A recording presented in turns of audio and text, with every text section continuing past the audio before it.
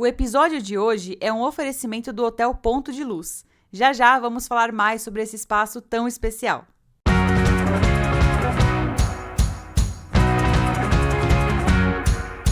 Olá, eu sou o Diego Olivares. E eu sou a Bárbara Demirov. Esse é o Perfil 1LDF, o programa do Um Livro, Um Disco, Um Filme, em que a gente parte de evidências nada científicas, mas que trazem muito amor no coração, para chegar no nosso veredito sobre os convidados. E essa é a nossa entrevistada de hoje. Oiê, eu sou a Mabê, sou roteirista, sou podcaster, sou escritora e hoje eu tô aqui, tô muito animada para falar um livro, um disco e um filme. E um livro eu comecei com Acorda Rubião, Tem Fantasma no Porão, da Lilian Cipriano. Um disco, não podia ser diferente, Clube da Esquina, do Bituca, do Loborges e tudo mais. E um filme, eu escolhi Angry Man, aquela versão bem antiga, preto e branco. Então, são essas minhas escolhas, estou muito animada para falar sobre elas hoje. Nesse episódio, a gente entende um pouco mais sobre como surgiu o interesse da Mabê por casos bizarros. As pessoas perguntam, mas de onde vem isso? Qual é a sua paixão e tal? E eu tenho muitas paixões. Mas aí eu fico pensando, não tinha como ser outra coisa. Olha os livros que a minha mãe trouxe para eu ler quando eu era criança, sabe? Relembra o breve momento em que ela emplacou uma música nas paradas do Twitter. Eu tenho essa mania de ouvir uma música e cantar traduzindo ela. E essa época tinha uma música que estava famosa, que chamava Down. E eu traduzi para Querida, você está muito abatida. E aí eu mandei vários áudios pro menino, ele ripou e colocou no arquivo, ele subiu. E no Last FM muitas pessoas ouviram. Sério, uma vez eu tava num barzinho e o ringtone, olha como é antigo. O som do cara do celular era eu cantando essa música. E reflete sobre como evitar julgamentos rápidos, até naqueles crimes que parecem ter uma solução fácil. Como que você julga um crime assim? Você olha pra cara da pessoa e você decide se ela matou ou não? Isso não pode existir, né? O crime não tem rosto. Uma pessoa, não, né, ao contrário do que muitas pessoas pensam, um crime não tem rosto, não tem cor de pele, não tem classe social. Hoje a gente recebe uma convidada que fala de crimes reais e histórias assombrosas com microfone, um toque de humor e muita inteligência. Ela é mineira, apaixonada por mistérios desde sempre e uma das vozes mais conhecidas de quem curte podcasts. Você talvez conheça a Mabê Bonafé como host do Modus Operandi, apresentado por ela e pela Carol Moreira, e que eu também faço parte como roteirista e revisora. Pois é, com tanta gente boa envolvida, não é à toa que o Modus se tornou o maior podcast de true crime do Brasil. Além disso, a Mabê também apresenta o podcast Caso Bizarro, onde ela mergulha em lendas sobrenaturais, ufologia e tudo que dá aquele friozinho na espinha. Além de roteirista e produtora, ela é escritora, criadora de conteúdo e uma contadora de histórias que faz a gente pensar, rir e, claro, ficar um pouco paranoica também. E aproveitando que você está aqui com a gente, fica o convite. Tem muito mais episódio legal te esperando. Seguindo Um Livro, Um Disco, Um Filme no Spotify, no YouTube e no Instagram, você ajuda a fortalecer esse projeto e ainda fica por dentro das próximas conversas que estão chegando por aí. Agora, antes de mergulhar na conversa, vamos dar um contexto das obras que a Mabê escolheu, começando pelo filme 12 Homens e uma Sentença. É um filme clássico de 1957, dirigido por Sidney Lumet. Esse drama de tribunal se passa inteiramente na sala do júri. Ali, um jovem latino é julgado por assassinato e cabe a 12 homens decidirem se ele vive ou morre. A força do filme vencedor do Festival de Berlim e indicado a 3 Oscars está no diálogo, no valor da dúvida e na atuação marcante do Henry Fonda maravilhoso com o protagonista. O disco Clube da Esquina é uma obra-prima de Milton Nascimento e Lô Borges. Lançado em 1972, é um marco da música brasileira. Mistura MPB, rock, jazz e psicodelia com letras poéticas e uma atmosfera afetiva, política e sonhadora. Outra obra que, assim como o filme, nunca vai deixar de ser atual. E o Acorda Rubião, Tem Fantasma no Porão é um livro infantil em rimas que conta a história de Liloca Gatoca, uma gata assustada que vive dizendo que vê almas penadas e fantasmas pela casa. Com muito humor e ritmo, a obra brinca com os medos infantis e mostra que há coisas que só existem dentro da nossa imaginação. Ou não. Bom, mas antes da gente começar a entrevista, vamos falar sobre o Hotel Ponto de Luz, que é parceiro do 1LDF nesse episódio? Bora! O hotel tem mais de 30 anos de história e está localizado na Serra da Mantiqueira. É o lugar perfeito para quem quer se desconectar da correria do dia a dia, sabe? E procura se reconectar com a natureza e aquele sossego que não tem preço. Eu já passei alguns dias lá e é simplesmente perfeito. E quando eu falo que é para desconectar, é a mais pura verdade. Lá não pega nem sinal de telefone e a equipe incentiva uma imersão na natureza. Então também não há internet nos quartos do hotel. Só tem internet no espaço Florescer, caso você precise dar uma olhadinha no feed ou checar algo importante. É um espaço que traz atividades artísticas também, como vivências, oficinas e até apresentações musicais. Tem também uma programação com terapias holísticas. Ah, e sem contar a alimentação, né? É um dos pontos altos do hotel, com base vegetariana, alimentos integrais e 100% naturais. Inclusive, parte dos alimentos é colhida diretamente da horta do Ponto de Luz. É simplesmente maravilhoso. Além das acomodações serem uma delícia, o espaço para descanso também é super amplo, tendo uma cachoeira super tranquila para dar aquela recarregada nas energias. Dá para dormir ouvindo o som dela. O Ponto de Luz é o local ideal para você focar nos seus livros, discos e filmes enquanto dá aquela pausa no cotidiano. Fica a dica, viu? Para quem quiser mais informações, o site deles é pontodeluz.com. E agora sim, vamos para o nosso papo com a Mabê, conduzido por mim e pela nossa amiga Jéssica Stuck, já que no dia da gravação a Bárbara foi chamada para mediar um debate após uma sessão de cinema. Olha que chique. É, gente, é trabalho, né, também, e obrigado ao time do nosso podcast por ter entendido e me liberado pra fazer. O convite foi irrecusável. Agora eu tô doida pra ouvir como que foi a conversa de vocês. Então, bora dar o play junto? É pra já! Hoje eu tô aqui com a Mabê Bonafé e a gente completa esse crossover de um livro, um disco, filme, modus operandi. Afinal de contas, a Bárbara, que apresenta o podcast comigo, ela também trabalha no Modus, né, roteirista e revisora. A Carol Moreira já passou por aqui no ano passado e agora a Mabê completa esse crossover. A gente está muito feliz de te receber aqui. Oi, Mabê, tudo bom? Oiê, oi Jéssica, oi Diego. Tô muito animada por ter participado. Enfim, tá participando hoje aqui. E sim, né, já veio a Carol, a Bárbara tá aí sempre, então realmente fechamos o ciclo do Modus. Veio primeiro o Modus, agora é operandi. A gente sempre fala isso quando faz as coisas separadas da Carol. E, inclusive, eu tava assistindo da Carol para ver, assim, para ir entrando no clima. Boa! E hoje, além da Mabê, tô aqui com a Jéssica. Jéssica, boa noite. Obrigado por estar aqui compartilhando essa entrevista com a gente. Boa noite, pessoal. Estou muito feliz e muito animada e eu estou me sentindo hoje uma detetive, assim, porque hoje a gente vai investigar a vida dela que investiga vários crimes macabros, bizarros, vários casos. Vamos ver aí o que a Mabê vai trazer para a gente. Hoje a gente vai descobrir um pouco do modus operandi da Mabê. Verdade. Bom, você escolheu 3 obras bem diferentes uma da outra, né? A gente vai entrar em cada uma delas em particular, mas antes de tudo eu queria saber, quando a gente perguntou para você um livro, um disco, um filme, qual foi o mais fácil, assim? Qual foi aquele que pintou na sua cabeça logo de cara? Eu acho que o mais fácil para mim é o disco Clube da Esquina, porque ele é um disco que permeia toda a minha vida. Eu sou uma pessoa muito musical e eu sou uma pessoa muito da literatura, eu sou uma pessoa muito de cinema, assim, de filme. Então, para mim, foi tudo muito difícil, porque eu gosto de muitos álbuns, mas embora eu goste muito de música, não necessariamente sou aquela pessoa que fica sempre falando de álbum, o álbum tal, o álbum tal. Eu sou mais de músicas separadas, de artistas, de gêneros musicais. É, então, não é todo álbum. Hoje, principalmente, assim, eu não consigo pensar em álbuns quando eu vou falar de cantores. Eu sempre falo, tipo, eu adoro muito essa música e tal. Eu não tenho muito essa visão de álbum. Essa visão de álbum, para mim, ela remete ao meu passado, que era uma época que a gente baixava álbum para ouvir, então a gente ficava 2 dias baixando o disco do Pink Floyd, disco do Queen.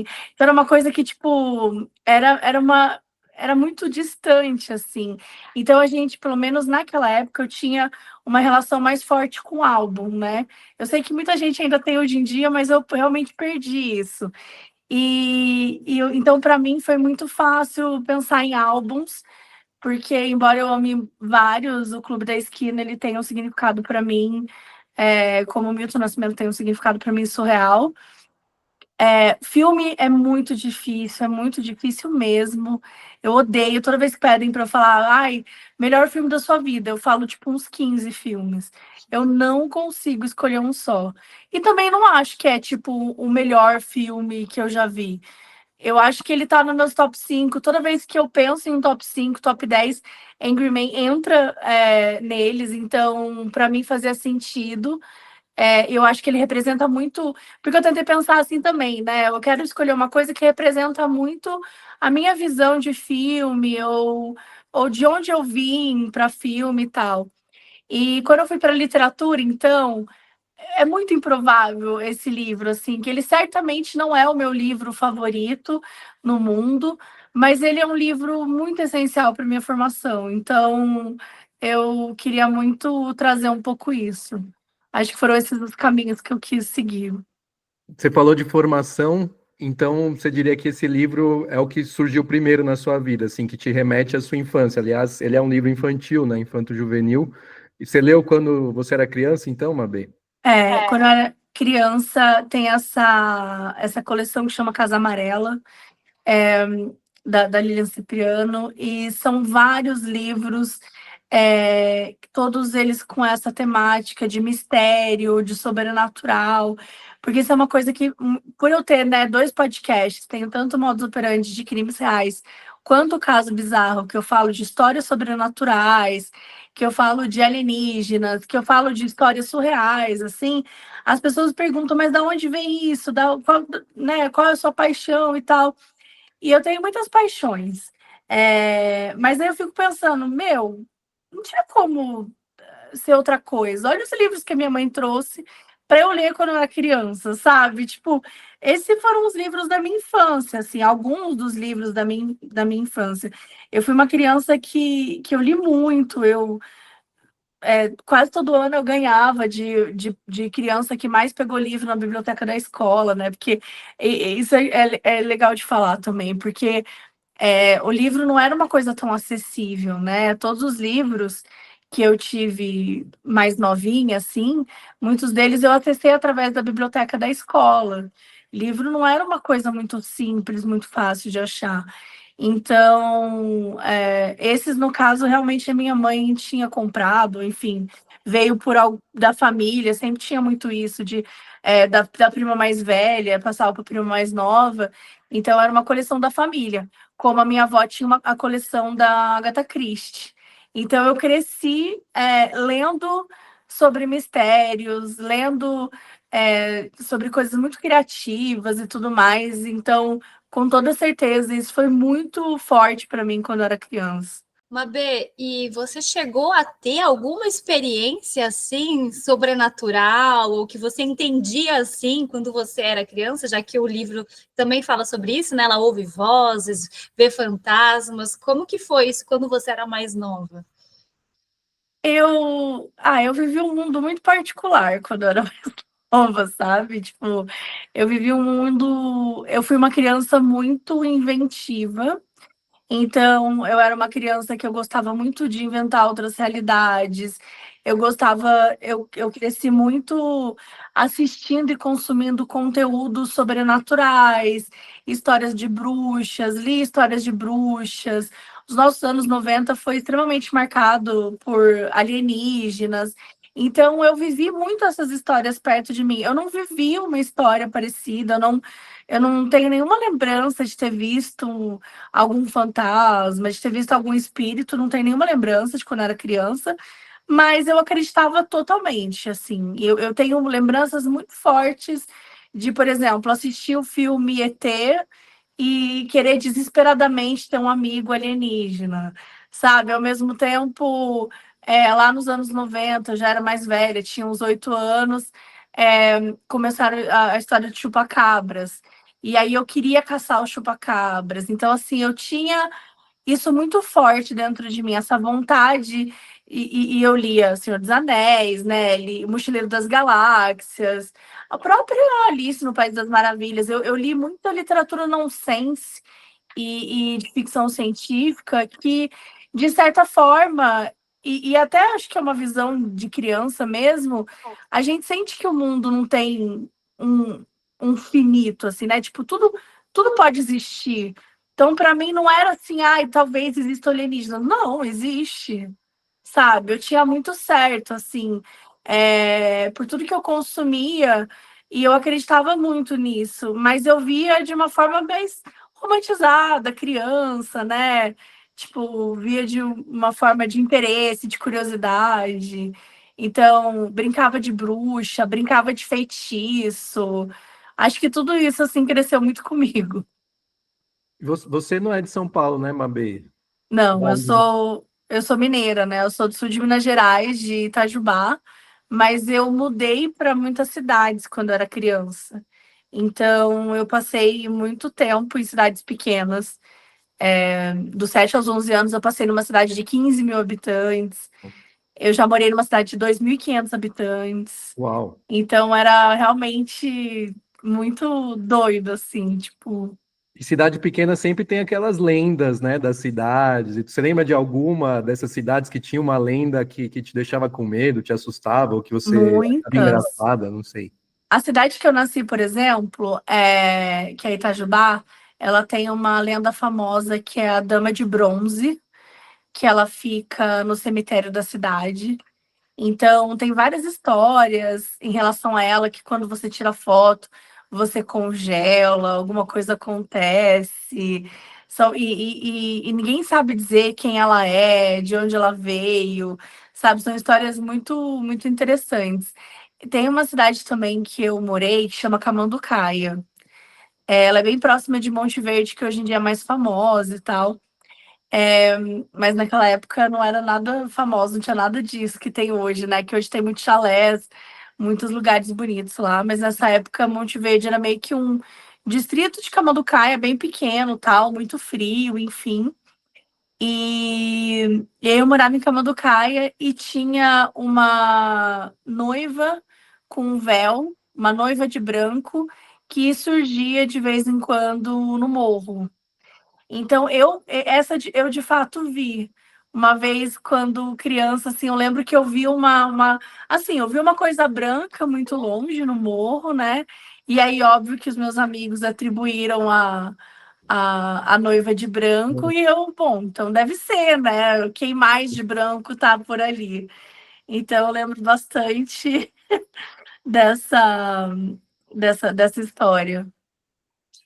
Mabê, e você, assim, continuou gostando desses assuntos, né? Que muitas vezes as crianças gostam, ou os adultos falam de vez em quando. Você realmente mergulhou nisso, assim. Você é a única da sua família que continuou a perseguir esses assuntos, ou tem mais gente aí que gosta de dividir esse tipo de assunto com você?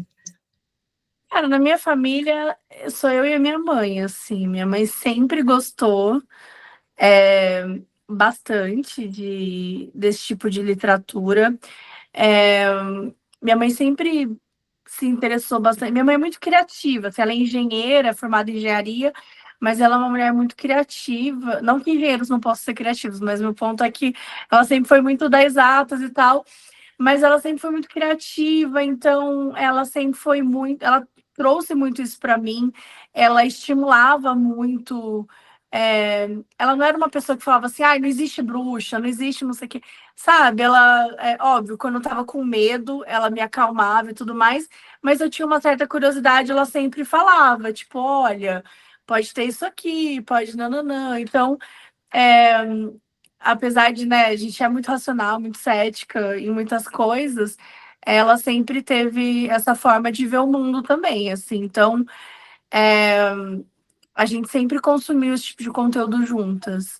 Acho que na literatura eu fiz mais, porque depois a minha mãe, ela na literatura, ela consome mais romance, outras obras, não necessariamente o suspense, o thriller, mas eu não, eu fui forte nisso, assim. Eu gosto também de clássicos, leio bastante clássicos, mas quando eu era criança era isso, assim, Agatha Christie, depois fui para muita coisa do Sherlock Holmes, né? Então, assim, eu sempre gostei muito, depois Lovecraft mais tarde, então, assim, eu sempre tive bastante interesse na parte da literatura, pra caramba, assim. E o Acorda Rubião tem fantasma no porão, como toda história infantil, ele tem uma moral da história, né? O livro, que tem a ver com superação do medo, né? De algo É, que assusta e a família fala que não é para se assustar. sim. Queria saber se do que você tinha medo na infância ou na juventude e superou, e hoje, o que te dá medo? O que falta superar ainda? Olha, quando criança, eu acho que eu tinha muito medo da minha mãe morrer. Eu fui criada com a minha mãe, né, mãe solo, mas a gente passou muito tempo morando com a minha avó também, então minha família é muito grande e é muito unida, mas duas figuras muito importantes na minha vida é minha mãe e minha avó. E eu lembro que eu tinha bastante medo que elas morressem, né? Acho que é um medo bem comum de criança ali enfim, quando tá começando a entender melhor o mundo e conhecendo as suas fortalezas, a gente se questiona muito disso. Mas eu era extremamente medrosa, né? Porque eu acho que hoje a gente não tem. A gente vivia um mundo muito. Quando eu falo a gente, né, eu quero dizer as crianças que nasceram nos anos 80, porque eu acho que hoje a gente é tão estimulado por tantos conteúdos, por tantas coisas, né? Infelizmente, a gente vê muito conteúdo pesado, muita coisa forte, muita notícia forte. Mas naquela época era uma coisa mais, sei lá, se eu não assistisse o jornal, era capaz de eu não saber nada de ruim que ia acontecer no mundo, assim, sabe? Você ficava mais blindado emocionalmente, talvez. A gente também não tinha esse nível de jorro, de conteúdos que a gente tem hoje. Então, primeiro que a desgraça, ela chegava mais devagar, assim, ou chegava em doses mais, entre aspas, tranquilas. Eu acho que o que me dava medo eram os filmes de terror, porque apesar de eu amar assistir hoje, eu ficava muito tensa quando eu assistia, quando eu era criança. Eu lembro da primeira vez que eu assisti Exorcista, que eu fiquei 2 meses dormindo na cama da minha mãe, porque eu não conseguia dormir sozinha, assim. Eu acho que eu fui uma criança muito medrosa, assim. Para além de tudo isso que eu comentei, eu morava numa cidade pequena. Então, por exemplo, vir para São Paulo era uma coisa que me assustava muito. Eu tinha muito medo de andar de metrô, eu tinha medo de me perder, eu tinha medo de ninguém nunca mais me encontrar. Então, eu tinha uns medos bem específicos, assim, quando criança, de filmes, de coisas que eu consumia, e acho que de perder família, de se perder, coisas assim, coisas básicas, né, que eu acho que surgia muito na época. E o medo nunca te paralisou, né? Assim, você conseguiu superar isso. Tem algum medo que hoje você tem que de repente você não tinha naquela época e você desenvolveu? Olha, eu acho que parte dessa superação, assim, foi uma coisa, acho que da minha mãe falar muito, assim, muito conversar comigo, a gente sempre tem uma relação muito boa. Mas eu sou uma pessoa que eu carrego muitos medos até hoje, assim, tipo, eu tenho muito medo de multidão. Então, por exemplo, sei lá, sexta-feira passada eu fui assistir ao show do Gilberto Gil, que eu amo Gilberto Gil. E é muito bom assistir show hoje em dia, eu gosto pra caramba, enfim, acho que é uma oportunidade muito legal e eu faço muito. Mas quando eu olho assim para um estádio, eu olho para aquela quantidade de pessoas, eu fico um pouco aflitiva. Então, isso eu acho que foi algo que eu via, que eu tinha quando era nova e que eu não acho que eu tenha superado. Eu acho que eu aprendi a conviver com, São dias que eu sei que eu preciso, às vezes, me dar uma acalmada, às vezes falar algumas coisas para mim antes. Aquela coisa da terapia hoje em dia, de, enfim, remédios para ansiedade, né? Que eu tenho a TAG, que é transtorno de ansiedade generalizado. Então, eu acho que é menos sobre não ter medos, que eu acho que eu sou bem medrosa até hoje, mas mais sobre conseguir trabalhar eles melhor, assim. Bom, de uma certa forma você trabalha com muitos medos, né? Assim, os medos que as pessoas têm, inclusive, eu não sei, imagino que muita gente que ouve o podcast gosta dessas coisas, desses crimes, dessas investigações, também tenha muito medo de passar por uma situação parecida, ou, né, começa a ver serial killers por aí. Mas eu queria entender um pouco mais, assim, uma coisa é gostar desses assuntos, mas como que você resolveu trabalhar com isso e contar esses casos, né, bizarros, e também um pouco de como que foi o público, né, a recepção do público.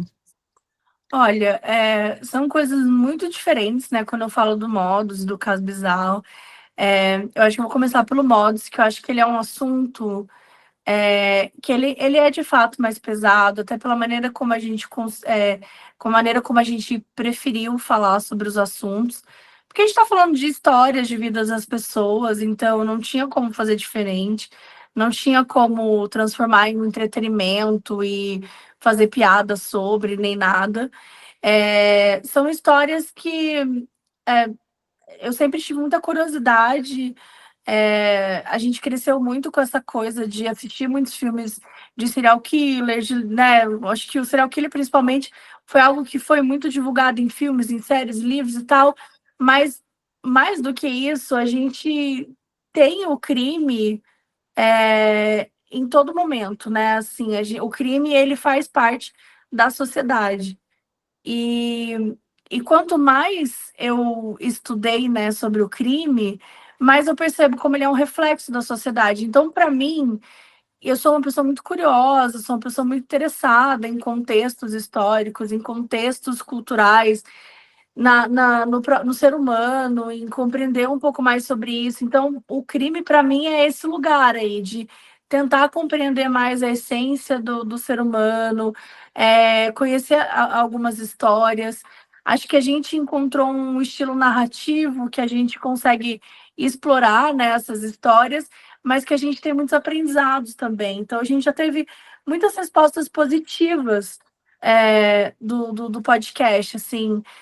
Às vezes histórias de pessoas que disseram que descobriram que estavam num relacionamento abusivo, que elas nem sabiam, que elas conseguiram escapar, né? A gente tem vários episódios de violência doméstica, a gente tem episódio que a gente conta a história é, da Maria da Penha. Então, assim, são histórias muito importantes e que eu tenho muito orgulho, assim, do trabalho que a gente faz hoje, é, porque muitas das pessoas, né, que consomem esse conteúdo falam sobre como conhecer e ouvir essas histórias, de certa forma, fez com que elas fossem mais ativas em compreender as coisas que aconteciam ao seu redor e também na hora de se proteger, né? A gente fala muito sobre se proteger, fala muito sobre os cuidados que tem que ter e tudo mais.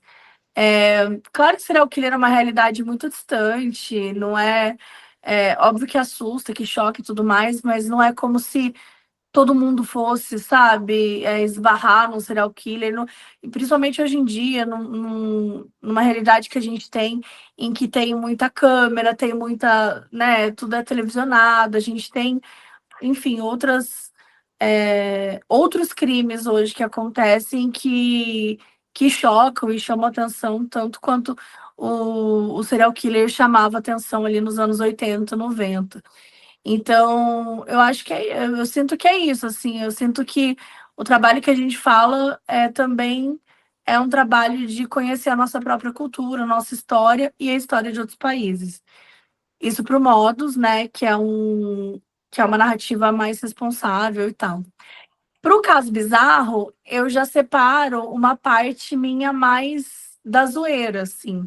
por mais que a gente, né, a gente tem várias histórias lá que são sérias, que são pesadas e tudo mais, mas ao mesmo tempo a gente tem histórias que são extremamente engraçadas, ou que dentro daquela história tem uma coisa completamente absurda. Eu acho que o Caso Bizarro é quase como se eu tivesse colocando num podcast toda a minha infância, assim, o fato de eu ter nascido em Minas Gerais, de eu ter visto tantas pessoas contarem causos, sabe? Aqueles causos que a pessoa contava, não, porque aqui nessa fazenda apareceu o Saci Pererê, por que não? Porque o meu avô uma vez matou um lobisomem. Então, isso é uma coisa que é muito comum, não só em Minas, claro, pelo Brasil todo. Acho que a gente é um povo rico de cultura, de histórias, de lendas, sabe? De folclore. E a gente é um povo, nós somos os brasileiros, sabem muito bem contar história, sabe? A gente é muito interessante, a gente tem umas histórias sensacionais. Então, eu acho que o Caso Bizarro ele é um pouco desse resgate da gente contar a história, da gente brincar, da gente falar de coisas é, malucas, sabe? Da gente discutir, mas e aí, será que a gente acredita nisso? Será que a gente não acredita? Será que realmente a Avril Lavigne morreu e foi substituída? Sabe? Eu acho que é essa capacidade de olhar para as coisas que são estapafúrdias, que todo mundo sabe que não é real, né? Tem várias teorias. Eu tenho muito interesse em teoria da conspiração. Eu sou um pouco obcecada por teoria da conspiração. E óbvio que hoje eu fico triste porque eu vejo que ela faz muito mal, que tem muita gente que usa, né, para tanta fake news, para tanto que usa de uma forma política, enfim, é utilizada de várias formas. Mas eu cresci muito olhando essas teorias e me apaixonando pela loucura que elas são, assim, sabe? Pela criatividade que é envolvida, pela narrativa, pelo storytelling. E eu acho que tem um pouco a ver com o fato de eu ser escritora, de eu gostar de estudar essas coisas. Então, o Caso Bizarro, para mim, vem daí, assim. Eu falo demais, né, gente? Não, que é isso, a gente adora. E quando você fala que você é muito fã de teoria da conspiração, qual que é a sua teoria da conspiração favorita? Aquela que você gostaria que fosse verdade, assim, de tão boa que ela é? Com certeza, essa da Avril Lavigne ter morrido e ter sido substituída. Eu amo muito. Tem também uma que, na verdade, ela é gigantesca, mas essa parte especificamente, que é a Britney Spears, estava tendo um caso com o príncipe William, e eles estavam conversando numa live, e ele acabou, sei lá, mostrando alguma, acho que o pé, alguma coisa assim, e ela descobriu que ele era reptiliano, né? Então tem essa tour também, que é muito especial, assim. Então, acho que vou com essas duas. Muito bom, muito bom. Bom, já que estamos então nesse tema musical, Britney Spears, Avril Lavigne, você sabe, Mabê, que aqui a gente faz uma pesquisa ampla, a gente vai quase até os confins da Deep Web, né? Então. E tem uma Marina Bonafé cadastrada no Last FM, com algumas Ai, meu músicas lá. Deus. É Meu você? Deus. Sou eu, sou eu. Mas, nossa, meu Deus, que surto. Sou eu, mas foi um meme que rolou na época, porque eu tinha, como é que se diz? Eu tinha feito alguma. Eu cheguei bêbada um dia, acho que foi 2010, sei lá. E aí eu comecei a. Eu tenho essa mania de ouvir uma música e cantar traduzindo ela. E essa época tinha uma música que estava famosa que chamava Down, que é Baby When You Down, Down, Down, Down, Down. E aí tinha essa parte assim, e eu traduzi para Querida, você está muito abatida. E aí eu mandei vários áudios pro menino, ele ripou e colocou no arquivo, ele subiu, e no Last FM muitas pessoas ouviram. Sério, uma vez eu tava num barzinho e o ringtone, olha como é antigo. O som do cara do celular era eu cantando essa música. Mas foi, sei lá, tipo assim, teve 10 mil pessoas que ouviram, então foi um surto na época. E aí era essa música, era eu cantando essa música. É muito tosco. E eu já falei dessa história no Caso Bizarro uma vez. Acho até que eu coloquei um trecho, mas assim, alguém tinha subido uma época no YouTube, também fizeram um clipe com imagens, mas depois tiraram do ar, ainda bem. Mas ele subiu sem a sua permissão, Sem essas minha músicas, permissão, mas não foi um problema para vocês, foi uma brincadeira mesmo. Não, foi uma brincadeira, foi uma brincadeira. Assim, foi ok ali naquela época, mas eu fiquei com bastante vergonha. Eu Mas tentei é ouvir a isso. música, mas não dá. Acho que não Não é tem, não tão. tem. Eu tenho ela. Olha que doido. Muito, sei lá, muito tempo atrás, que eu não tava com podcast, eu contei, ou alguém falou sobre isso, um dos meus amigos mais antigos, assim, que lembra. E aí uma pessoa falou assim: Oi, eu ouço seu podcast e por acaso eu tenho baixado essa música, porque eu tava nessa época, não sei o quê. Daí ele me mandou por MP3, e aí eu tenho salvo. E eu não me lembro agora se eu toquei, enfim, mas é uma boa história para contar, um grande surto. Sim, pô, mas você foi tipo One Hit Wonder, Eu fui então. One Hit One, sei lá, por um dia no Twitter, em 2009, 2010, por aí. Boa. Então vamos falar do seu disco favorito, Clube da Vamos. Esquina. Por que você escolheu ele, Mabê? Olha, eu sou apaixonada pelo Milton Nascimento. Eu amo. Existe uma piada entre os meus amigos, porque eu tenho várias figurinhas minhas chorando, que sempre que eu vejo algum vídeo do Milton Nascimento, ou às vezes que eu tô escutando Milton, eu choro. É assim, não sei explicar, eu choro desesperadamente. Eu não consigo assistir um vídeo do Milton Nascimento sem chorar. Eu assisti recentemente o documentário, né, da vida dele, e eu achei que eu ia morrer na sala de cinema. Então, assim, eu não consigo explicar tipo assim, eu não consigo explicar a força ou tudo que eu sinto com a obra dele, assim. Mas ele tem uma importância indefinível, indescritível para mim, assim. As músicas, né? Eu cresci ouvindo Milton Nascimento, então eu lembro bem de criança da minha mãe colocando disco para a gente ouvir. Eu sei, sabe, tipo, sabia todas as músicas de cor já quando criança. Então, o Milton, ele fez parte da minha vida, assim. E ele também tem uma ligação muito forte com Minas Gerais, né?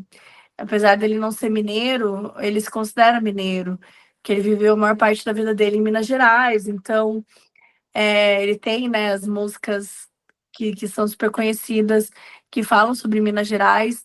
E eu tenho muito, por mais que eu moro em São Paulo, eu sempre quis vir para São Paulo, porque eu sempre quis morar numa cidade grande. Eu tenho muita saudade de várias coisas de Minas Gerais. Então a música dele também, para mim, acho que é uma forma de resgatar mesmo minhas origens, de eu lembrar, né, da minha infância, de eu lembrar das coisas. E esse disco, a primeira vez que eu ouvi ele, que eu nem sei quando foi, mas eu chorei muito, assim, eu chorei muito ouvindo o disco, cantando as músicas, que eu, sei lá, para mim não tinha como escolher um outro disco, assim. E a minha música favorita dele, não sei se é a favorita, mas uma das que mais mexe comigo é Clube da Esquina 2, né? Então achei que fazia sentido trazer esse disco aí.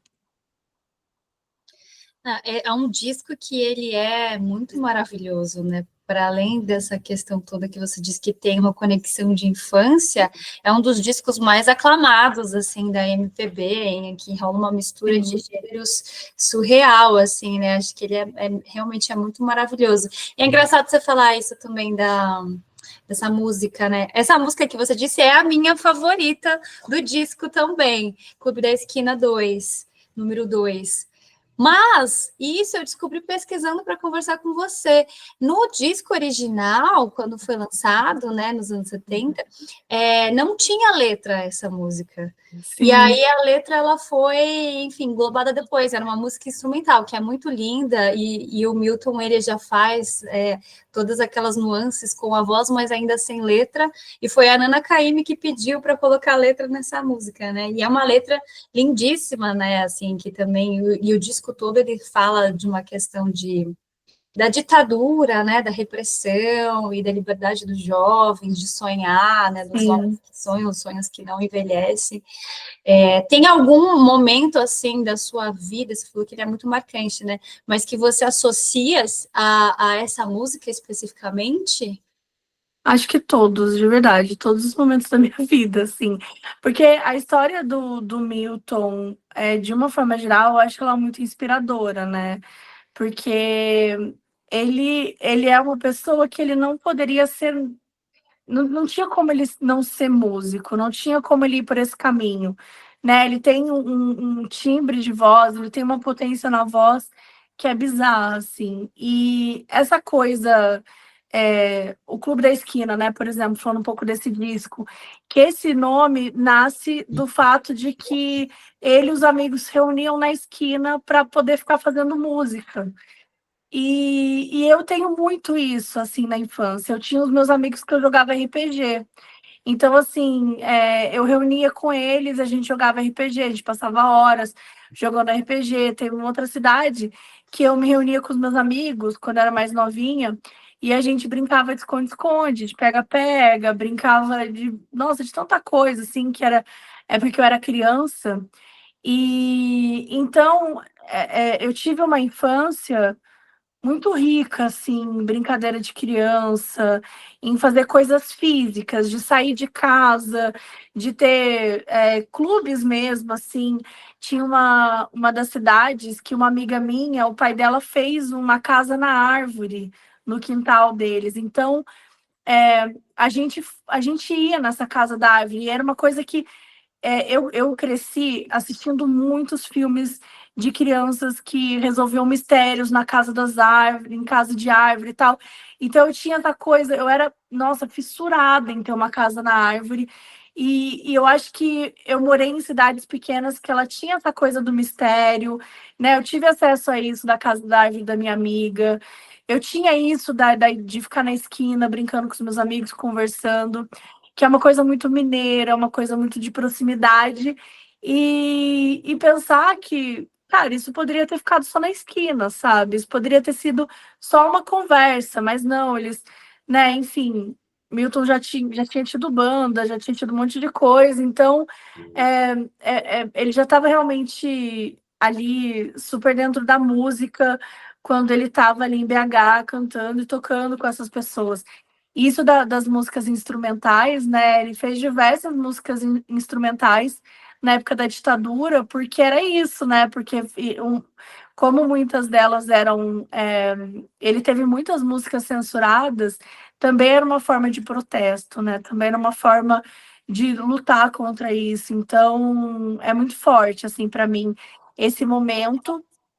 Além dessas frases, né, tipo, tanto dos sonhos não envelhecem, que eu acho que eu carrego sempre para mim, quanto quando a gente vai olhar para, sei lá, Maria Maria, ou até para Travessia, sabe, para Trem Azul, para Janela Lateral, sabe? São histórias lindas que ele conta e que eu sempre me vi representadas, assim, de alguma maneira. Então, eu era criança que ficava na esquina brincando com os meus amigos, mas eu sempre quis mais, assim, eu não sabia exatamente o que eu queria, né? Naquela época eu achava que eu queria ser atriz de teatro.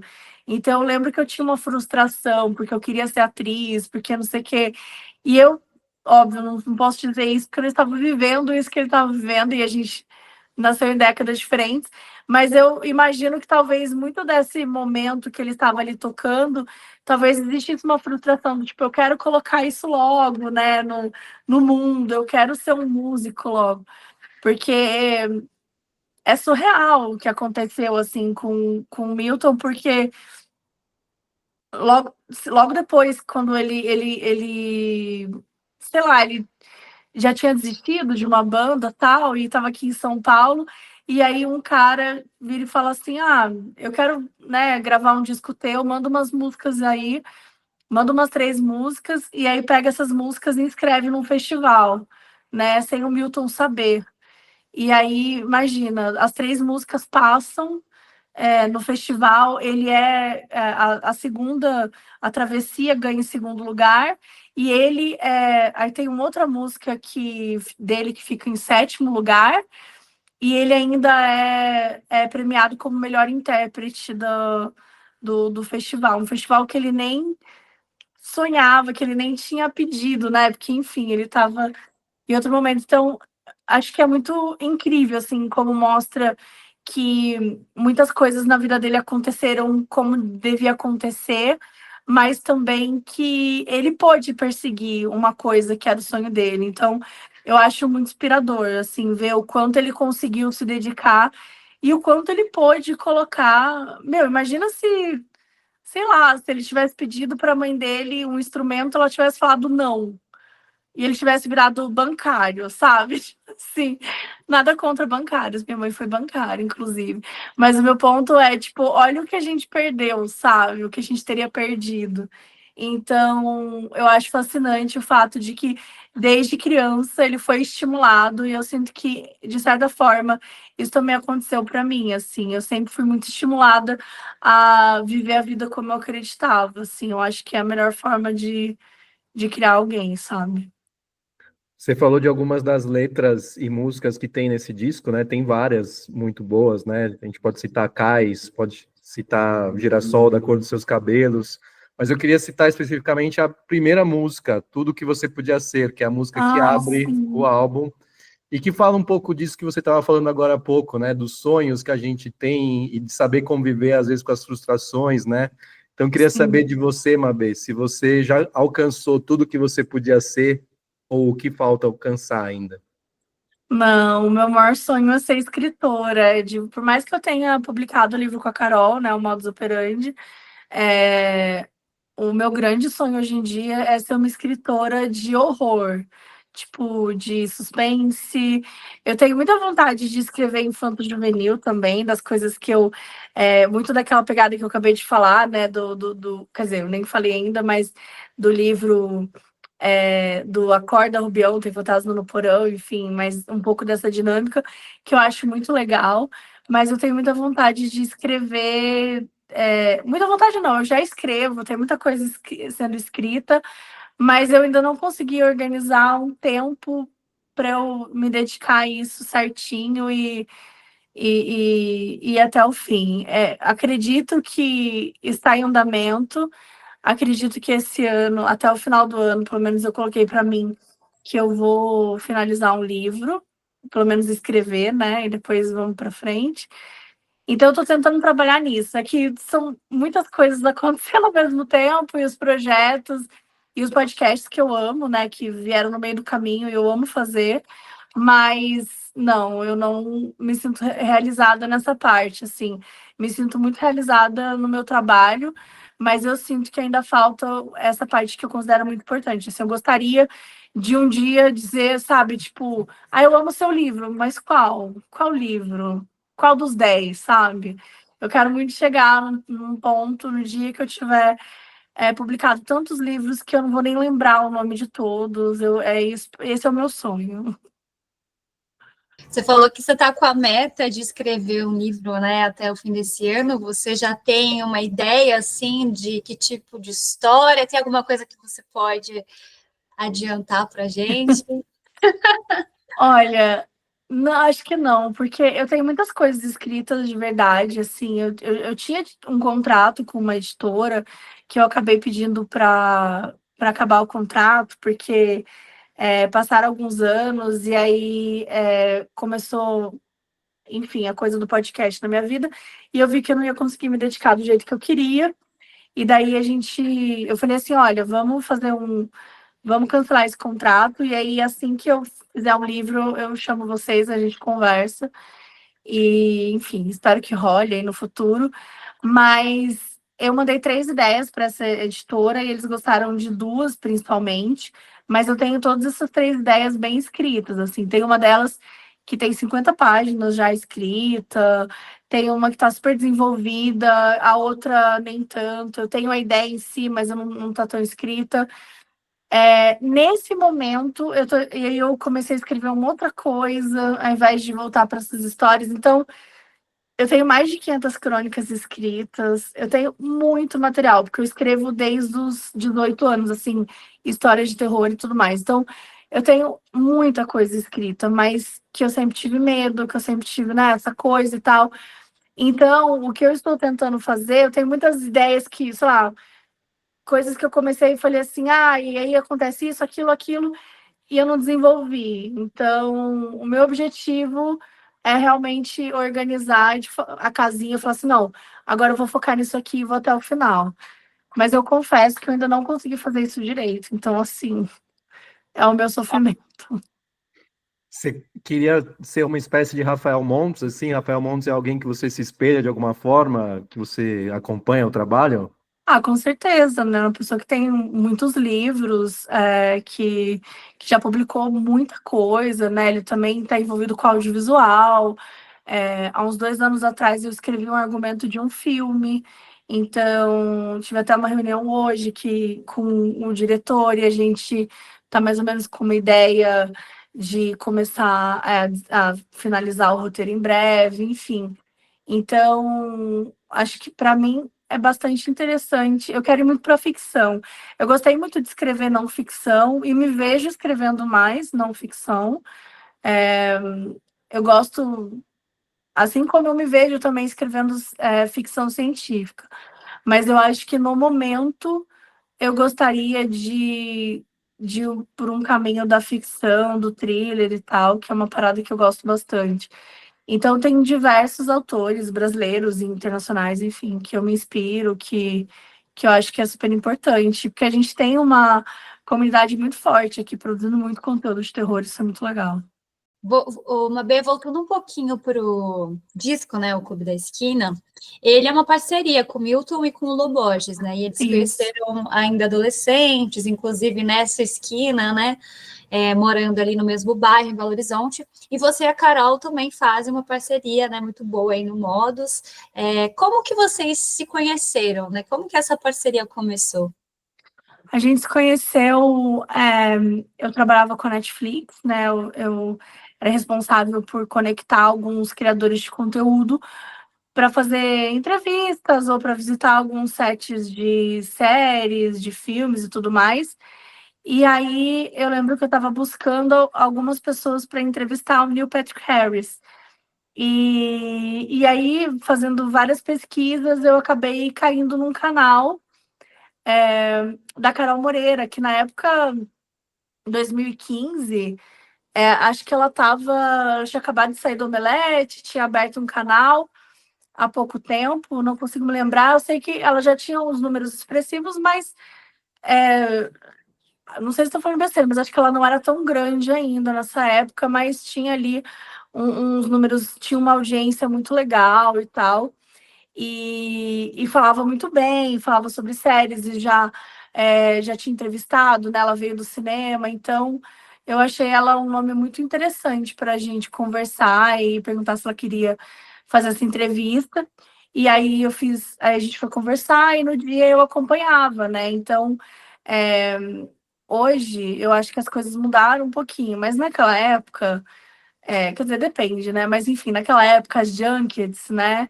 Que é esse espaço que você tinha, que você fala 4 minutos com o ator, com as atrizes, com o elenco, o diretor, etc.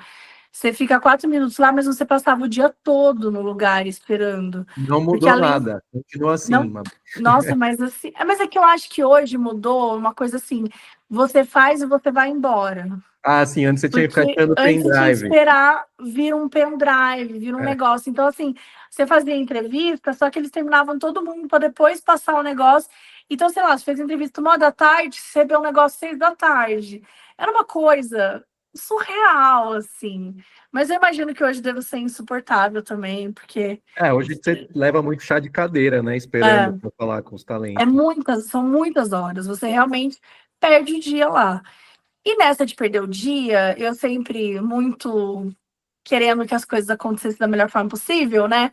Como eu era do lado da Netflix, eu não queria que elas ficassem frustradas de estar esperando, né? Então eu ficava lá conversando, puxando papo, tentando, sabe, fazer a pessoa se sentir bem, não sei o quê. Então eu ficava trocando ideia, fazendo sala, era aquela coisa. Meu objetivo era, eu preciso que essa pessoa esteja feliz na hora que ela vai entrar na sala, e não que ela entre estressada, nervosa ou com raiva de ter esperado por horas. E depois, se ela quiser ficar irritada, foda-se. Mas, né, da minha parte, o que eu precisava era garantir que a pessoa estava feliz. Então, eu puxava. Porque eu não sou uma pessoa muito. Eu sou bem tímida na vida real, assim. E eu não sou uma pessoa que, tipo, eu chego num lugar e fico puxando papo. Então, só que ali eu precisava, porque eu colocava. Bom, é o meu trabalho, eu preciso garantir que esse vídeo saia bem, entendeu? Então eu me esforçava, assim, em falar com todo mundo, em puxar papo, em conversar, e, sabe, aquela coisa, manter a conversa e tudo mais. Então, assim, foi um dia que eu conheci a Carol, que a gente ficou, sei lá, umas 8 horas conversando direto. E aí, no fim do dia, ela já tinha pegado meu WhatsApp, aí já tinha colocado num grupo lá, das pessoas que estavam participando, aí já virou amizade, já virou aquela coisa. 3 meses depois, estava fazendo amigo secreto, um surto, assim. E foi muito engraçado, a gente meio que criou uma amizade por causa de trabalho. Então, foi profissionalmente, porque a gente tinha essa ligação, e a gente tinha uma espécie de meio que alguns conteúdos que, por exemplo, vai sair trailer de tal filme, de tal série. Eu sabia que era legal para ela, então eu avisava ela e alguns outros veículos. É o tipo de coisa que PR faz, né? Muito com jornais e tal. E esse era meio que o meu espaço, mas com influenciadores. Então a gente teve uma proximidade grande aí por causa disso. Eu trabalhei na Netflix por 7 anos, então a gente ficou muito tempo com isso, mas logo ali em 2015, 2016, a gente já ficou amigas e já conversava. E aí saiu o documentário do Make a Murder, né? Que foi uma coisa que bombou muito na época, que era de true crime. E a gente ficou obcecada, começou a conversar muito sobre isso. E aí veio a ideia de fazer o podcast. Então, agora vamos para o filme que você escolheu, 12 Homens e uma Sentença, 12 Angry Men. Por que esse filme, Mabê? Olha, eu acho, como eu falei, né? Eu queria pegar um filme que simbolizasse um pouco as coisas que eu gosto. E 12 Angry Men remete muito ao clássico. Eu gosto muito de filme clássico. Eu gosto muito de filme antigo, assim, eu sempre gostei bastante. E eu adoro que ele é um filme que o budget dele é R$ 3. Obviamente foi muito mais caro porque tem um ator muito foda. Mas assim, mas ele não é ele é um filme que ele quase não tem cenário, ele quase não tem, você quase passa em um lugar só, né? Porque, enfim, a história, para quem não sabe, é isso, é 12 homens e uma sentença, tanto quanto o nome diz, mas acontece um crime, e lá nos Estados Unidos, você precisa que todo mundo tenha chegue à mesma conclusão para você julgar, né, culpado ou não a pessoa. Então, se tem um réu lá e, tipo, 11 pessoas acreditam que ele é culpado e uma não acredita que não vai para frente, né? E já aconteceu várias vezes e tudo mais, e essa é uma história dessas, assim. E eu acho, e é muito interessante, porque apesar de ter o crime, né, nesse filme e tudo mais, a minha questão, minha paixão por esse filme, ela é zero pelo crime, mas sim pela narrativa, assim, o filme, ele tá todo, ele nasce todo na história de um único cara que não concorda que é um crime fácil de responder. Porque o que eu acho que esse filme fala sobre? É, como a gente muitas vezes banaliza a importância que a gente tem na vida de uma pessoa. Eu não me sinto capaz. Eu me sinto capaz de falar, de emitir 3.000 opiniões. Se você é acusado de qualquer coisa e você fala assim, você acha que eu fiz? Eu posso pensar assim, eu acho que o Diego fez. Acho que ele fez, sim. Agora, se eu iria num júri e levantaria a mão e falaria assim, não, eu realmente acho que o Diego é culpado. É tão distante uma coisa da outra, porque opiniões é muito fácil. A gente fala, óbvio que continua sendo problemático, mas a gente fala e acabou, falei e acabou. Agora, quando eu tô ali no júri, julgando a vida de uma pessoa, é uma coisa muito grande. Cara, ainda mais é um júri de um crime que a resposta, né, que se a pessoa for acusada, ela vai morrer. Então, como que eu consigo sentenciar uma pessoa à morte? É uma coisa muito grande, é uma coisa muito forte. E remete muito ao ser humano mesmo, a nossa capacidade de se sentir julgador da vida dos outros, a nossa capacidade de nos acharmos Deus, né? De achar que a gente pode tudo. Claro que, como júri, a obrigação deles é conseguir, de fato, reunir todas as informações e chegar num consenso. Mas quando a gente olha para crimes desse tipo, é muito importante que a resposta não seja rápida, né? Porque como que você julga um crime assim? Você olha para a cara da pessoa e você decide se ela matou ou não? Isso não pode existir, né? O crime não tem rosto. Uma pessoa, não, né, ao contrário do que muitas pessoas pensam, um crime não tem rosto, não tem cor de pele, não tem classe social. Então, acho que ele é um filme que fala muito sobre nós como sociedade, sobre os nossos preconceitos, a nossa vontade de resolver logo. Tem gente que era assim, ai, não, preciso ir para casa, preciso lavar roupa, vamos logo, tal. Cara, você está falando de uma vida humana, sabe? Então, é muito complexo, assim. Eu acho que o filme sintetiza isso muito bem. E eu sou muito apaixonada, sempre fui apaixonada por argumentos, por discutir, sabe, mas de uma forma saudável, de conseguir olhar vários lados. Então, eu acho que esse filme ele traz muito isso, assim, de um jeito que eu acho que é impossível você assistir esse filme e não sair tocado de alguma maneira, sabe?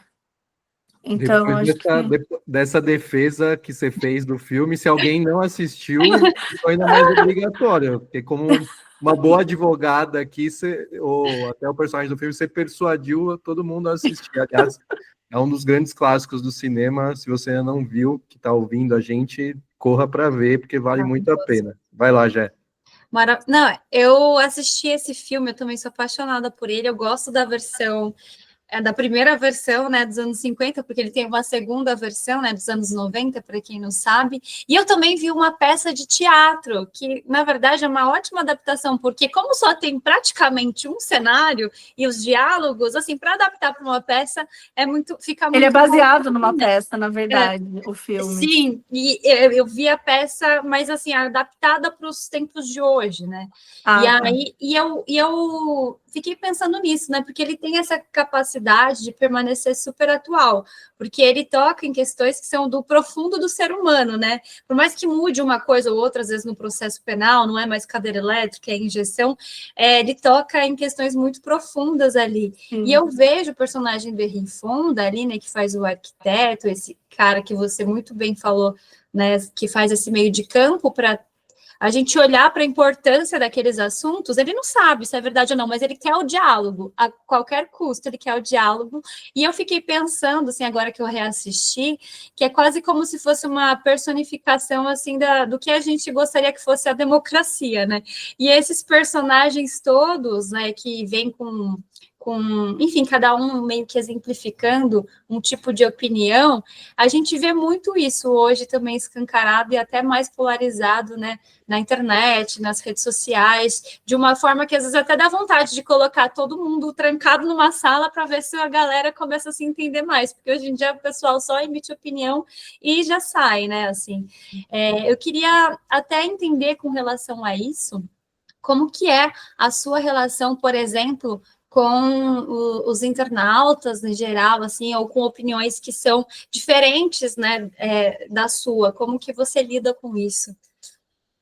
Olha, eu sou super tranquila em relação a opiniões diferentes da minha, assim. Inclusive, acho que é saudável a gente ter uma diversidade de opiniões, uma diversidade de ideias. Hoje se tornou tudo muito perigoso, né? A gente está vivendo há muitos anos já uma polarização muito que, sei lá, que deixa todo mundo muito assustado, com muita dificuldade de saber como conviver e tudo mais. E eu acho que eu tenho muitas críticas a essa polarização, mas ao mesmo tempo eu também compreendo muito uma importância que eu acho que, de certa forma, se tornou importante para a gente mostrar, porque assim, por mais que seja importante a gente ter uma diversidade de opiniões, existem coisas que são indefensáveis para cada um, né? Existem as coisas que são inegociáveis, né? Que são os nossos princípios, as coisas que a gente acredita, as coisas pelo qual a gente luta. Então, e hoje eu tenho 38 anos. Eu acho que eu tenho uma visão de mundo mais calma, mais tranquila. Quando eu era mais nova, eu lembro no Orkut que eu adorava brigar. Nossa, eu brigava, eu entrava em briga. Eu, assim, dava um boi para uma briga, sabe? Eu adorava brigar, argumentar, sabe? Brigar e não sei o quê. E hoje eu não tenho essa paciência, assim, eu não tenho a menor, eu não tenho nenhum interesse em brigar, assim. Para mim, eu tenho tão certo para mim o que é inegociável e o que faz sentido que, tipo assim, beleza, a gente vai e tudo certo a gente discutir e, né, ter ideias opostas sobre várias coisas. Mas, putz, a gente vai ter ideias opostas sobre algo que vai ferir alguma coisa que para mim importa ou para você importa. Então, não tem por que ouvir o que você está falando, sabe? Eu acredito muito nisso, assim, de que é, a polarização, por mais que ela seja um grande problema e que é isso, acho que hoje a gente está encontrando muitas barreiras, né, entre a gente. Isso vem também de um movimento muito forte da maneira como a gente consome conteúdo, da maneira como as fake news, né, dominam a gente, e também, às vezes, para coisas simples, assim, né? Por exemplo, às vezes você vai dar uma opinião sobre uma série e aquilo destrói a pessoa. Tipo assim, é muito maluco. Tem umas séries que você fala uma coisa, a pessoa fala assim, você cala a boca, você tá errada, você é louca. Eu falo, caralho, é uma série, sabe? Tipo assim, meu Deus, vai tomar um banho, sabe? Então, eu não tenho muita experiência de hater, assim.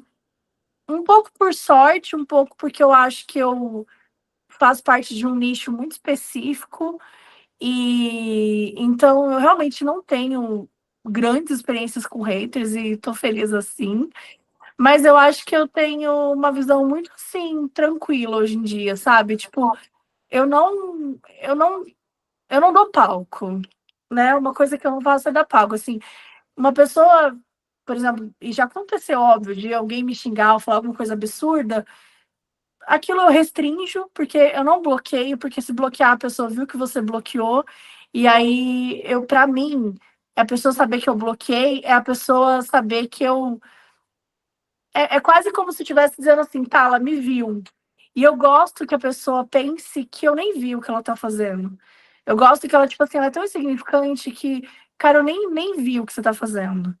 Então, para mim, é assim, eu restringo, eu ignoro, é, não respondo, não interajo, porque é isso, que se aquela pessoa falar uma coisa assim, e óbvio, eu tô falando de coisas absurdas, né? Se a pessoa tá só, tipo assim, ah, eu odiei sei lá, odiei o seu conteúdo, você falou muito superficial sobre isso. Eu vou parar por olhar, putz, será que eu realmente falei superficial sobre isso? Pô, será que essa é a impressão das pessoas? Eu não tenho problema nenhum de ser criticado, né? Óbvio que dói. Ninguém quer ouvir que é superficial ou que eu falei tal coisa de um jeito ruim. Ninguém quer ouvir isso. Dói, óbvio que dói. Chateia. Mas eu dou ouvidos, assim, tranquilamente. Agora, quando vai para um outro caminho de ofensa gratuita, eu nem aí, assim, nem respondo.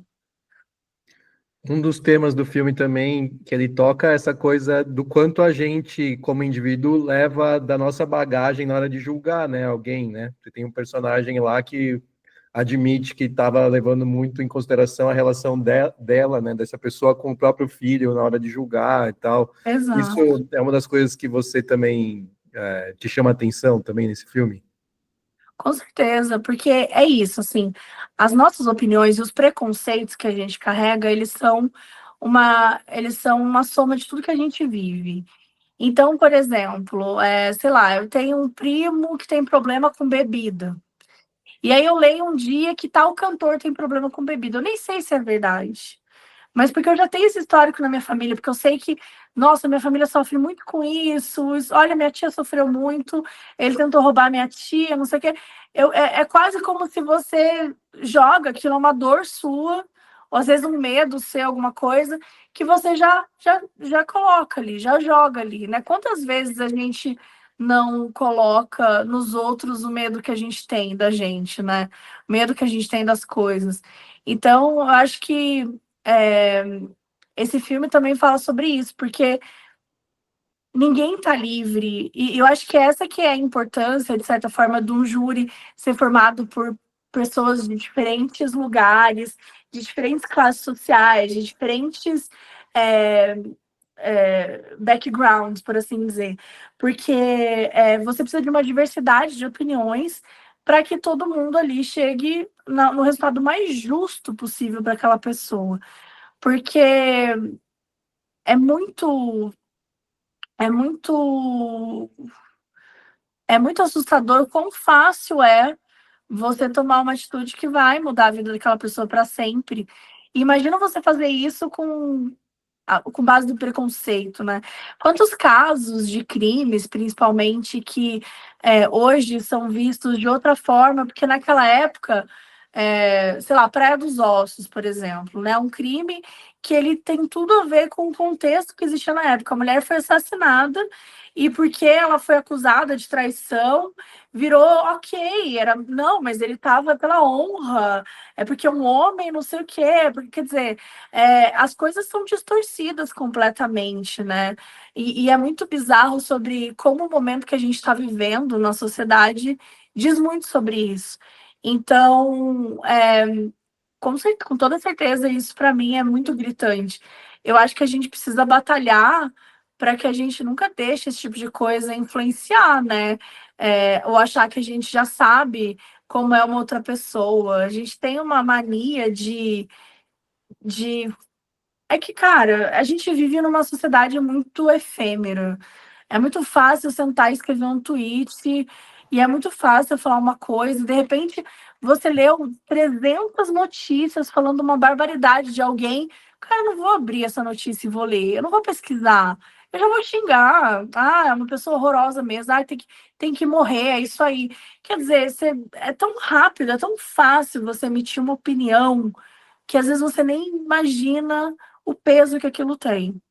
Sim, e vocês trabalham muito bem isso do podcast, né, para tentar tirar os estereótipos, né, das pessoas que já olham e já julgam, acho que tem uma narrativa responsável, como você mesmo disse, e eu não sei se você já fez isso, porque acho que você também é fã aí do ChatGPT, mas eu resolvi fazer um teste aqui e falei para ele me dar as relações do modus operandi com o filme.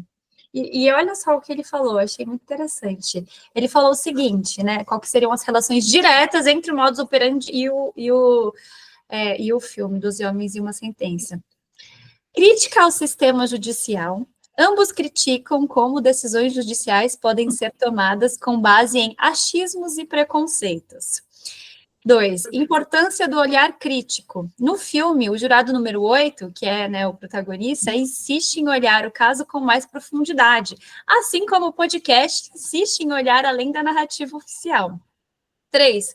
Humanização das histórias. Modus operandi mostra os envolvidos nos crimes como pessoas reais. E 12 Angry Men faz o mesmo ao desconstruir os jurados e o réu. E 4, sensibilização social. Ambos propõem uma reflexão sobre como somos rápidos em julgar com base em classe social, etnia, contexto de vida, etc. Nossa, chocada. Tudo que eu falei aqui, praticamente. O chat GPT tá muito esperto.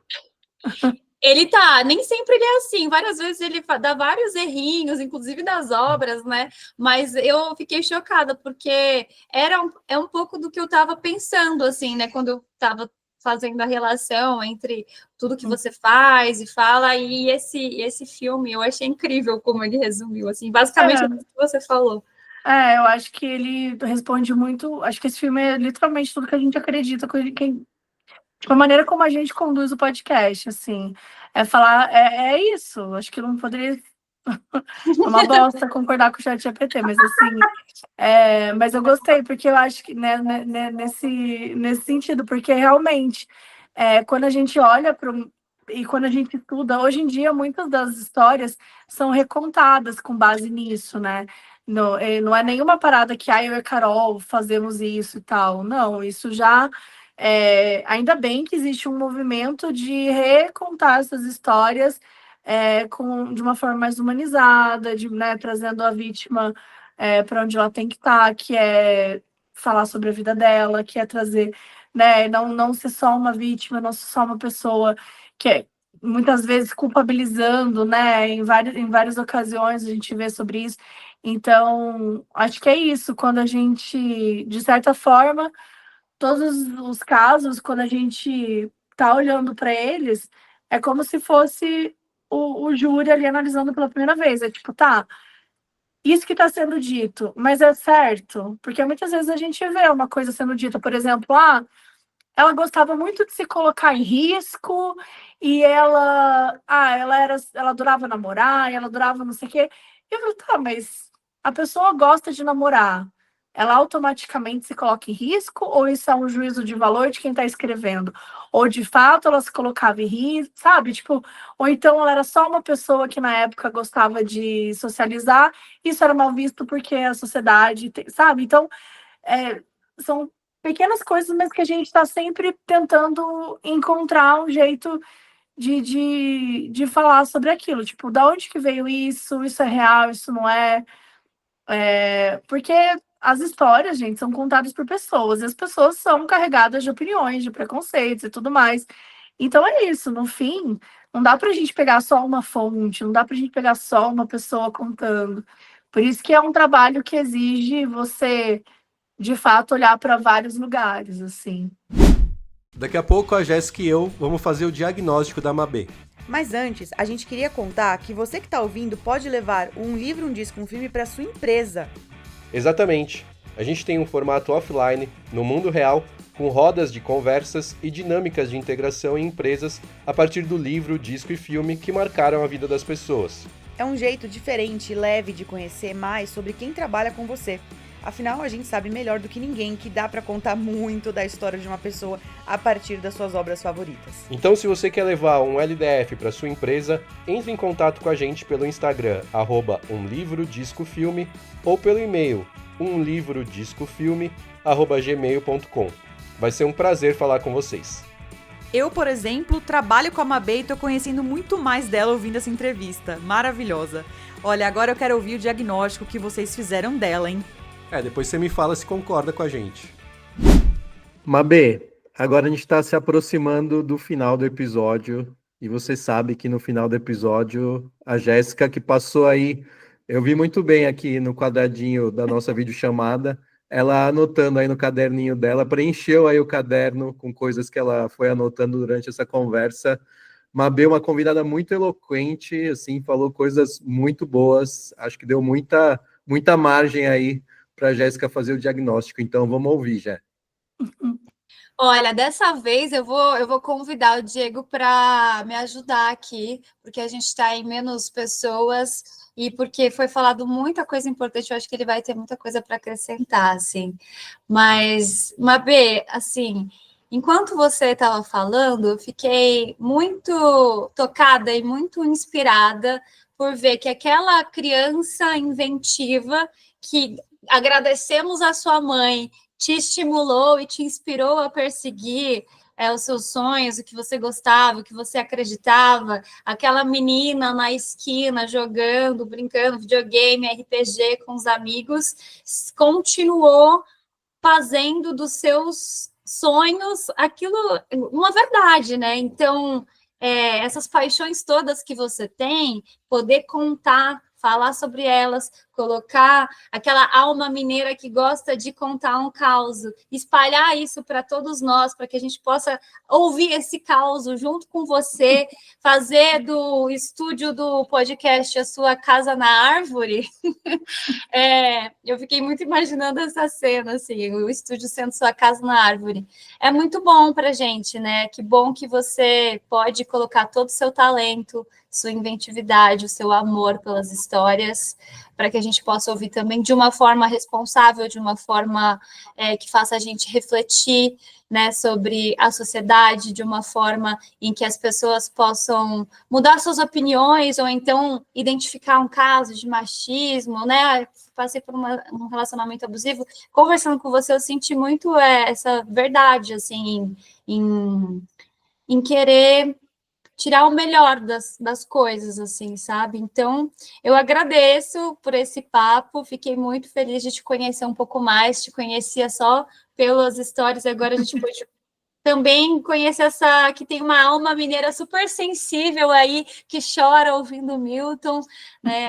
E é isso, eu tenho certeza que essa sua criança inventiva que mora aí em você vai criar ainda muitas asas com esses seus sonhos de virar ainda mais uma escritora.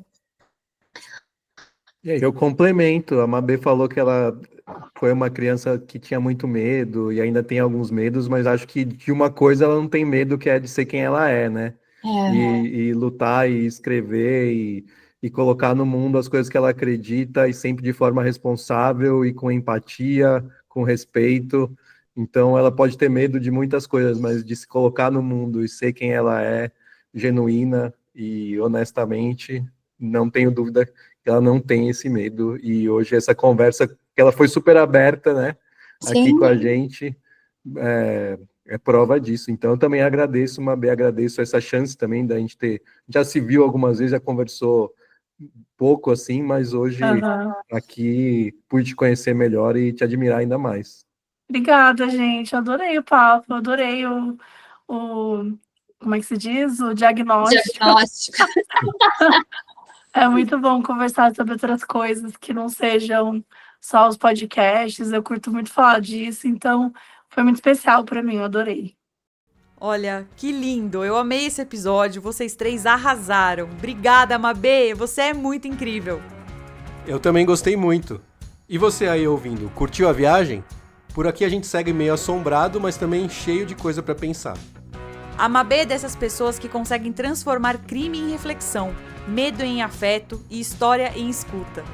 Se você gostou do episódio, segue a gente no Spotify, YouTube, Instagram e, claro, indica pra um amigo que gosta de um mistério bem contado. Semana que vem tem mais, hein? Com um novo convidado, novas escolhas e mais um monte de conexões entre vida e obra. Até a próxima! Um livro, um disco, um filme é uma criação de Diego Olivares. A direção de conteúdo é minha e da Bárbara Demerov.